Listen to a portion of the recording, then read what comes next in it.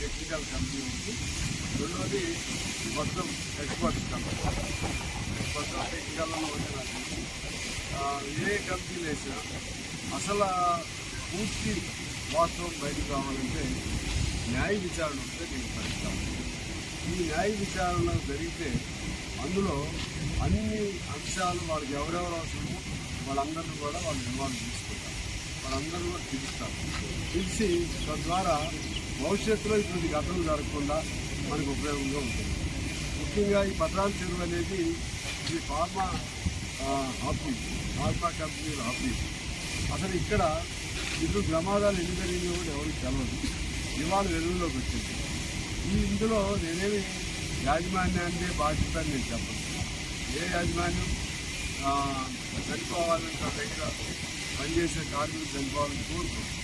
కానీ ఆ యాజమాన్యం సరైన విధానాలు అనుసరిస్తుందా లేదా, సరైన మెషన్స్ ఉపయోగిస్తుందా లేదా, కాలం చెల్లిన మెషన్స్ ఉపయోగించారా. ఇలా డ్రైయర్ బ్లాస్ట్ అయ్యింది. డ్రైయర్ బ్లాస్ట్ అవడానికి కారణం ఏంటి? అది మానవ తప్పిదమా లేకపోతే ఆ యంత్రం తప్పిదమా? ఇవన్నీ ఎట్లా జరుగుతాయి? అదే పద్ధతుల్లో ఇక్కడ ప్రతి 3 నెలలకు 4 నెలలకు ప్రిస్క్రైబ్డ్ పద్ధతుల్లో ఇక్కడ సేఫ్టీ మెజర్స్ మీద చెక్స్ జరగాలి. దాని మీద కౌంటర్ చెక్స్ జరగాలి. అవి జరిగినాయా లేదా? అవి జరిగితే ఇటువంటి ప్రమాదాలు ఇవి అవార్డ్ అవడానికి అవకాశం లేదు. ఈ మూడోది ఎక్కడెక్కడి నుంచో పద్ధతికి వచ్చారు. మొదటిసారికి వచ్చిన వాళ్ళకి వాళ్ళ జీవితం ఎలా గడుస్తుంది, వాళ్ళకి లాభాలు ఒకే తప్పితే వాళ్ళ సంక్షేమం అనేది మీకు పద్ధతి. సంక్షేమం అంటే వాళ్ళ పేర్లు అది ఎందుకు రికార్డు కావాలి. టోటల్గా మొత్తంగా మనం హైదరాబాద్ అనేది ఫార్మా కేంద్రం అయింది. ప్రపంచంలోనే పెద్ద కేంద్రం హైదరాబాద్. ఈ ఫార్మా కంపెనీలు, కెమికల్స్ ఇండస్ట్రీస్ వీటి పని విధానం పైన, వీటిలో జరుగుతున్న లోపల జరుగుతున్న అంశాలపైన ఖచ్చితంగా న్యాయ విచారణ జరిగితే భవిష్యత్తులో పేద కార్మికులకి వాళ్ళ ప్రాణాలు కాపాడవచ్చు. రెండోది ప్రాణాలు కాపాడవచ్చు కాదు, భార్య పిల్లలను వదిలేసి కేవలం 550 రూపాయలు అని చెప్పారు. వాళ్ళే చెప్పారు రోజుకి 550. 5 అంటే నెలలో 15,000, 16,000, 17,000.